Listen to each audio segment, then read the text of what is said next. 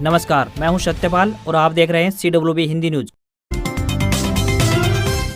शक संवत 1945, विक्रम संवत 2080। आज फाल्गुन मास के कृष्ण पक्ष की द्वादशी तिथि और दिन गुरुवार है। तदनुसार अंग्रेजी तारीख 7 मार्च सन 2024। सबसे पहले आज के मुख्य समाचार। हरियाणा में ग्रुप नंबर 56 और ग्रुप नंबर 57 को लेकर फिर हाथ लगी निराशा, फिर से मिली अगली तारीख, बताएंगे पूरी अपडेट। हरियाणा कांग्रेस में संगठन महासचिव की नियुक्ति, इस चेहरे को सौंपी गई जिम्मेदारी। हरियाणा सरकार का किसानों को झटका, बारिश ओलावृष्टि के मुआवजे पर लगाई जमीन की शर्त, बताएंगे पूरी खबर। हरियाणा में बिजली उपभोक्ताओं को बड़ी राहत, पुरानी दरें ही रहेंगी लागू। SSC CPO application form 2024 update. SSC CPO की परीक्षा के लिए आवेदन हुए शुरू, बताएंगे परीक्षा से जुड़ी सभी जानकारियां। हरियाणा के गुरु जंबेश्वर मेले के लिए संचालित होंगी स्पेशल ट्रेनें, बताएंगे टाइम और स्टॉपेज। Haryana SSC update. अमान्य प्रमाण पत्रों वाले 500 चयनित अभ्यर्थी भर्ती से हुए बाहर, 300 नए युवाओं की नौकरी का रास्ता हुआ साफ, बताएंगे पूरी खबर। हरियाणा में सेवानिवृत्त कर्मचारियों के लिए खुशखबरी, सरकार देने जा रही है इतने रुपए pension. Kota Hisar express train का सिरसा तक हुआ विस्तार, जानिए टाइम टेबल। 2024 चुनाव के लिए कांग्रेस का घोषणा पत्र हुआ तैयार। 30 लाख सरकारी नौकरी, एमएसपी कानून, जाति जनगणना व सत्तर कमेटी की सिफारिशें लागू करेंगे। खबरें और भी हैं और अब खबरें विस्तार से। हरियाणा एनसीआर दिल्ली में फाल्गुन महीने में आमतौर पर मौसम शुष्क व तापमान में बढ़ोतरी के साथ गर्मी अपने रंग दिखाने लगती है, लेकिन इस साल मार्च महीने में मौसम में जबरदस्त बदलाव देखने को मिल रहा है। मार्च महीने की शुरुआत से ही मौसम में बड़े पैमाने पर उलटफेर व बदलाव देखने को मिल रहा है। इसके चलते पूरे मार्च महीने में लगातार मौसम में बड़े बड़े बदलाव देखने को मिलेंगे। तेज गति की हवाएं तथा ओलावृष्टि, उसके बाद उत्तर बर्फीली हवाओं की वजह से रिकॉर्ड तोड़ तापमान में गिरावट दर्ज की गई है। 4 डिग्री सेल्सियस से लेकर 9 डिग्री सेल्सियस के बीच, यानी संपूर्ण प्रदेश व एनसीआर दिल्ली में रात्रि तापमान सिंगल डिजिट में बने हुए हैं। आगामी दिनों की बात करें तो आगामी दिनों में 10, 15, 20 व 24 मार्च के दौरान एक के बाद एक पश्चिमी विक्षोभ सक्रिय होने जा रहे हैं और इससे संपूर्ण इलाके में बार बार मौसम में बदलाव व तापमान में उतार चढ़ाव देखने को मिलेगा। मार्च महीने के दूसरे पखवाड़े में तापमान सामान्य से अधिक बने रहने की संभावना व्यक्त की गई है।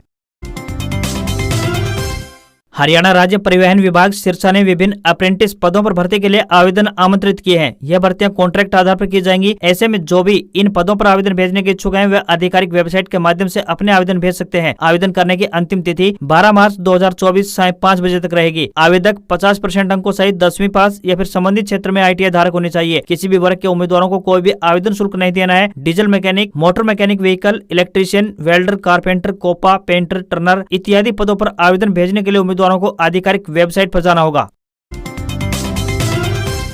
पंजाब एवं हरियाणा हाईकोर्ट में ग्रुप नंबर 56 और 57 को लेकर सुनवाई होनी थी। सभी उम्मीदवारों की निगाहें इस सुनवाई पर टिकी हुई थी, मगर फिर से अभ्यर्थियों को निराशा हाथ लगी है। जी हां, आपको बता दें कि इस बारे में कोई भी फैसला अभी तक नहीं आ पाया है। हरियाणा सीईटी ग्रुप नंबर 56, 57 को लेकर जो सुनवाई होनी थी उसका कोर्ट नंबर 17, केस नंबर 273, 282, 288, 111 था। अब इन सभी के लिए अगली तारीख निर्धारित कर दी गई है। अगली डेट 19 मार्च को दे दी गई है। ऐसे में सभी युवा फिर से निराश हो गए हैं, पर अब बिल्कुल कंफर्म हो चुका है कि पहले हरियाणा सीईटी ग्रुप डी की भर्ती होगी और ज्वाइनिंग दी जाएगी। अब सरकार का पूरा फोकस भी ग्रुप डी पर ही रहेगा। हरियाणा में लोकसभा चुनाव आने वाले हैं। ऐसे में सभी को लग रहा था कि शायद सरकार चुनाव से पहले ग्रुप सी और ग्रुप डी की भर्ती कर दे, पर ग्रुप सी की भर्ती अटक चुकी है।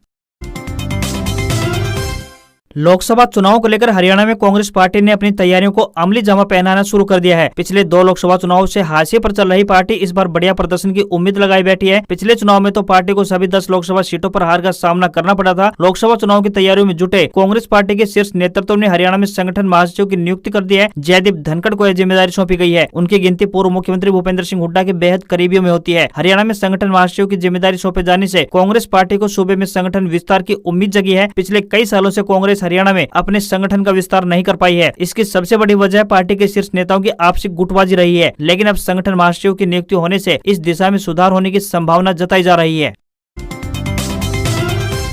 हरियाणा में सेवानिवृत्त कर्मचारियों के लिए खुशखबरी है। ऐसा इसलिए क्योंकि सार्वजनिक क्षेत्र के उपक्रमों यानी PSU, बोर्डों और निगमों के लगभग 20,000 सेवानिवृत्त कर्मचारियों को वृद्धावस्था पेंशन मिलने जा रही है। इन कर्मचारियों की वृद्धावस्था पेंशन और कर्मचारी भविष्य निधि यानी EPF पेंशन की कुल राशि 3,000 रूपए प्रति माह तक सीमित होगी। इसका लाभ उन्हें 1 अप्रैल से मिलना शुरू हो जाएगा। आपको बता दें कि साल 2015 में राज्य सरकार ने वृद्धावस्था पेंशन बंद कर दी थी। अब 9 साल बाद मुख्यमंत्री मनोहर लाल खट्टर ने अपने हालिया बजट भाषण में पूर्व कर्मचारियों को फिर से वृद्धावस्था पेंशन का लाभ देने की घोषणा की है। कर्मचारियों में भी काफी खुशी है। वर्तमान में EPF पेंशन प्राप्त करने वाले वरिष्ठ नागरिकों को वृद्धावस्था पेंशन योजना के लाभ से बाहर रखा गया है, भले ही उनकी EPF पेंशन 3,000 रूपए से कम हो।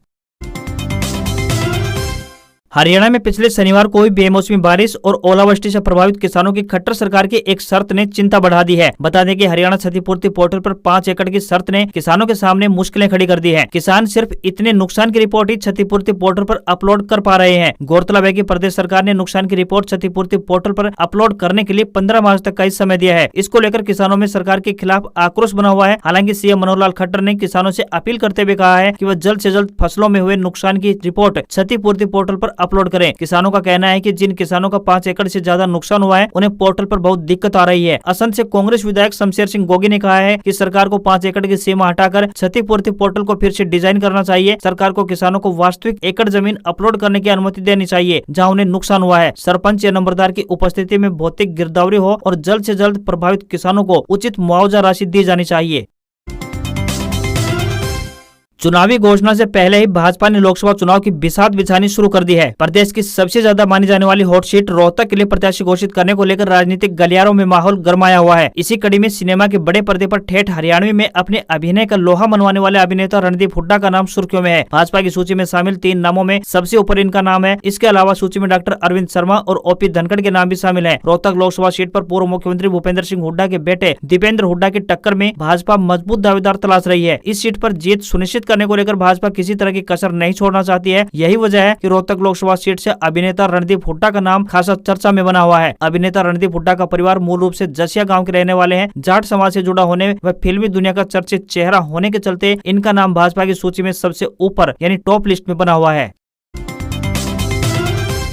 चुनावी साल में हरियाणा के बिजली उपभोक्ताओं को बड़ी राहत मिली है। हरियाणा के 78,57,000 बिजली उपभोक्ताओं को प्रदेश सरकार ने बड़ी राहत दी है। प्रदेश में इस साल भी बिजली के रेट नहीं बढ़ेंगे और पुराना रेट टैरिफ ही लागू रहेगा। हरियाणा की बिजली वितरण कंपनियों की दलील और जन सुनवाई के दौरान बुधवार को हरियाणा विद्युत विनियामक आयोग ने यह फैसला सुनाया। घरेलू ही नहीं बल्कि गैर घरेलू और कमर्शियल टैरिफ में भी किसी तरह का बदलाव नहीं किया गया है। आयोग के ये आदेश 1 अप्रैल से लागू होंगे। इलेक्ट्रिक वाहनों को बढ़ावा देने के लिए आयोग ने इलेक्ट्रिक व्हीकल वाहनों के लिए लगने वाले चार्जिंग स्टेशन को रियायती टैरिफ की मंजूरी प्रदान कर दी है। दोनों बिजली कंपनियों यानी कि उत्तर व दक्षिण हरियाणा बिजली वितरण निगम को निर्देश दिया है कि वे परिचालन दक्षता में सुधार लाएं और aggregate transmission and commercial loss यानी कि AT&C को 12% से घटाकर 10% करें। हरियाणा कर्मचारी चयन आयोग यानी HSSC के सामने ग्रुप C के फायरमैन एंड ड्राइवर भर्ती में बड़ा फर्जीवाड़ा सामने आया है। दरअसल काफी संख्या में अभ्यर्थियों ने गैर मान्यता प्राप्त संस्थानों से फायर सर्टिफिकेट लेकर नौकरी के लिए अप्लाई किया था। आयोग और फायर विभाग के अधिकारियों की कमेटी ने इनकी जांच की तो 500 चयनित अभ्यर्थियों के सर्टिफिकेट गैर मान्यता प्राप्त संस्थानों से मिले हैं, जबकि चयन सूची से बाहर से 300 नए अभ्यर्थियों के दस्तावेज वैलिड मिले हैं। अब इन 300 अभ्यर्थियों के लिए नौकरी का रास्ता साफ हो चुका है। आयोग ने प्रदेश और केंद्र सरकार से मान्यता प्राप्त फायर संस्थानों और गैर मान्यता प्राप्त संस्थानों की सूची भी जारी कर दी है। इस भर्ती के लिए आयोग की तरफ से फायर सेफ्टी का 1 साल का डिप्लोमा व हैवी ड्राइविंग लाइसेंस होने की शर्त थी।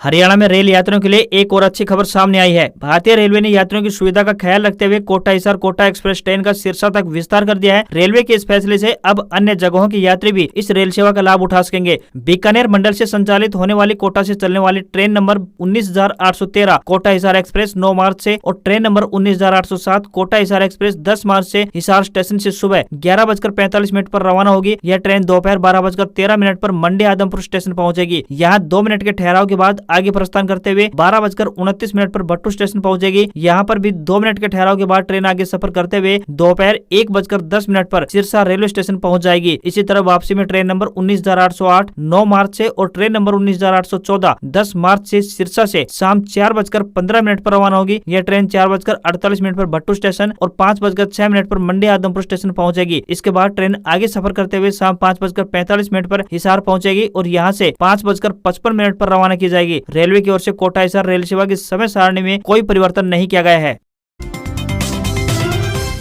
बीकानेर के नोखा में 10 मार्च को गुरु जम्बेश्वर मेला आयोजित होगा। बिश्नोई समाज के संस्थापक गुरु जम्बेश्वर के नाम पर यह मेला साल में 2 बार फाल्गुन और आश्विन अमावस्या पर आयोजित होता है। इस मेले में देश भर से श्रद्धालुओं का जमावड़ा लगता है। वहीं श्रद्धालुओं की सुविधा का ख्याल रखते हुए भारतीय रेलवे भी मेले के लिए स्पेशल ट्रेनें संचालित कर रहा है। हरियाणा के सिरसा से भी मेले के लिए स्पेशल ट्रेन संचालित की जाएंगी। ट्रेन नंबर 04757 सिरसा नोखा मेला स्पेशल ट्रेन 9 मार्च को सिरसा से सुबह 7:45 पर रवाना होकर शाम 6 बजे नोखा पहुंचेगी। इसी तरह ट्रेन नंबर 04758 51 नोखा सिरसा मेला स्पेशल ट्रेन 10 मार्च को नोखा से शाम 7 बजे रवाना होकर अगले दिन यानी 11 मार्च को सुबह 4 बजे सिरसा पहुंच जाएगी। ट्रेन का बीच रास्ते कई जगहों पर ठहराव रहेगा। यह ट्रेन डींग, भट्टू, मंडी, आदमपुर, जाखोद, खेड़ा, हिसार, चिड़ौद, शिवानी, झुप्पा, सादलपुर, चूरू, रतनगढ़ और बीकानेर स्टेशनों पर दोनों दिशाओं में ठहराव करेगी। मुख्यमंत्री मनोहर लाल खट्टर ने कहा है कि केंद्र सरकार ने 3 करोड़ तो हरियाणा सरकार ने 3 लाख लखपति दीदी बनाने का लक्ष्य रखा है, जिसमें 5000 महिलाओं को ड्रोन दीदी बनाएगी। इसके लिए 500 स्वयं सहायता समूहों को चयनित किया गया है। इससे गांव की तस्वीर और तकदीर बदलेगी। नई अनाज मंडी में बुधवार को मुख्यमंत्री मनोहर लाल खट्टर की मौजूदगी में लोकसभा करनाल स्तरीय लखपति दीदी महासम्मेलन आयोजित किया गया, जिसमें पश्चिम बंगाल के संदेश खाली से प्रधानमंत्री नरेंद्र मोदी के संबोधन का सीधा प्रसारण दिखाया गया। मुख्यमंत्री मनोहर लाल खट्टर ने कहा कि प्रथम चरण में 500 स्वयं सहायता समूहों को चयनित कर लिया है, जिसमें हर ग्रुप में 10 महिलाओं को ड्रोन का प्रशिक्षण दिया जाएगा। वहीं 102 बहनों को ड्रोन का प्रशिक्षण दिलाकर विभिन्न विभागों में काम भी दिलाया जाएगा। सीएम ने कहा कि स्वयं सहायता समूहों को 5 लाख रुपए तक का ब्याज मुक्त ऋण भी उपलब्ध करवाने की व्यवस्था की गई है, जिससे महिलाओं को ऋण के लिए गारंटी न देनी पड़े। महिलाओं में बहादुरी, समर्पण का भाव होता है। महिला संस्कारी है तो 3 पीढ़ियों को संस्कारित होकर आगे बढ़ाती है। इसलिए अपने परिवारों के बच्चों को नशे से दूर रखने में महिलाएं अहम भूमिका निभा सकती है। वह अपने बच्चों को ऐसी शिक्षा व संस्कार दें कि वह नशे से दूर रहें। कर्मचारी चयन आयोग ने दिल्ली पुलिस और केंद्रीय सशस्त्र पुलिस बल में सब इंस्पेक्टर के पद पर बम्पर भर्ती निकाली है। इन पदों के नोटिफिकेशन भी जारी कर दिया गया है और रजिस्ट्रेशन भी शुरू हो गए हैं। वे उम्मीदवार जो इन भर्ती के लिए अप्लाई करना चाहते हैं, वे ऑफिशियल वेबसाइट ssc.gov.in पर जाकर भर्तियों की डिटेल्स के बारे में पता कर सकते हैं। एसएससी सीपीओ की भर्ती परीक्षा की बात करें तो इसका आयोजन 9, 10 और 13 मई 2024 के दिन होगा। यह कंप्यूटर बेस्ड एग्जाम होगा। इन भर्ती पदों पर आवेदन करने की अंतिम तारीख की बात करें तो 28 मार्च 2024 है। वहीं इनके एप्लीकेशन में करेक्शन 30 और 31 मार्च 2024 के दिन किया जा सकेगा। इस बार कमीशन सीपीओ परीक्षा के माध्यम से कुल 4187 पदों पर भर्ती करने जा रहा है। उम्मीदवारों के पास किसी भी मान्यता प्राप्त यूनिवर्सिटी से बैचलर की डिग्री होनी चाहिए। जो इस साल बैचलर डिग्री के अंतिम साल में है, वे भी इन पदों के लिए अप्लाई कर सकते हैं। कैंडिडेट की उम्र की बात करें तो 1 अगस्त 2024 को 20 से 25 साल के बीच होनी चाहिए। इसका मतलब है कि कैंडिडेट 2 अगस्त 1999 के पहले और 1 अगस्त 2004 के बाद न जन्मा हो। आवेदन करने के लिए आपको 100 रुपए का शुल्क देना होगा। हरियाणा में भाजपा के वरिष्ठ नेता चौधरी बीरेंद्र सिंह के बीजेपी की सहयोगी जननायक जनता पार्टी यानी जेजेपी और उसके नेताओं के प्रति तेवर नरम पड़ते दिखाई दे रहे हैं। बीरेंद्र सिंह ने 4 महीने पहले को जेजेपी से गठजोड़ न तोड़ने पर भाजपा छोड़ देने का अल्टीमेटम दिया था, लेकिन बीजेपी ने उसे तवज्जो नहीं दी। ओम प्रकाश चौटाला से लेकर भूपेंद्र सिंह हुड्डा तक सबके साथ अलग अलग मंचों पर नजर आ चुके बीरेंद्र सिंह भी भाजपा नेतृत्व का रुख भांप चुके हैं। इसलिए उन्होंने कुछ समय से जेजेपी को लेकर बयानबाजी पर लगाम सी लगा ली है। ऐसे में क्या बीजेपी नेतृत्व बीरेंद्र सिंह के परिवार के लिए जेजेपी से उचाना सीट लेने की प्लानिंग कर रहा है? तो हरियाणा की राजनीति पर बारीकी से नजर रखने वालों के मुताबिक ये संभव है। उनके मुताबिक बीजेपी लोकसभा चुनाव में जेजेपी को हिसार संसदीय सीट देकर 8 महीने बाद होने वाले विधानसभा चुनाव में दुष्यंत चौटाला से उचाना सीट की डिमांड कर सकती है। एक बात और कि जाटलैंड में बीरेंद्र सिंह का बड़ा नाम है और हरियाणा के जाट पहले से ही बीजेपी से नाराज चल रहे हैं। ऐसे में भाजपा के रणनीतिकार बीरेंद्र सिंह जैसे जाटों के बड़े नेता की अनदेखी करके लोकसभा या फिर विधानसभा चुनाव में कोई रिस्क नहीं लेना चाहेंगे। भारतीय शेयर बाजार में तेजी देखने को मिली। सेंसेक्स ने 74,151 का और निफ्टी ने 22,497 का अपना ऑल टाइम हाई बनाया। इसके बाद सेंसेक्स 408 अंक की तेजी के साथ 74,085 के स्तर पर क्लोज हुआ, तो वहीं निफ्टी में भी 117 अंकों की तेजी दिखाई दी और ये 22,474 के स्तर पर बंद हुआ। आईटी और बैंकिंग शेयर्स में सबसे ज्यादा तेजी रही। $1 का रेट 82 रुपए 81 पैसे के स्तर पर पहुंच गया है। भारतीय सराफा बाजार में 24 कैरेट के 10 ग्राम सोने की कीमत की बात करें तो 65,130 रुपए है। वहीं 22 कैरेट प्योरिटी वाला 10 ग्राम सोना 59,700 रुपए का पहुंच गया है। इसके अलावा 999 प्योरिटी वाली 1 किलोग्राम चांदी की कीमत 74,500 रुपए की हो गई है। आज खबरों में बस इतना ही। देखते रहिए आपका अपना हरियाणा का सबसे बेहतरीन news channel CWB Hindi news. नमस्कार। इसी आशा के साथ आपका दिन शुभ रहे।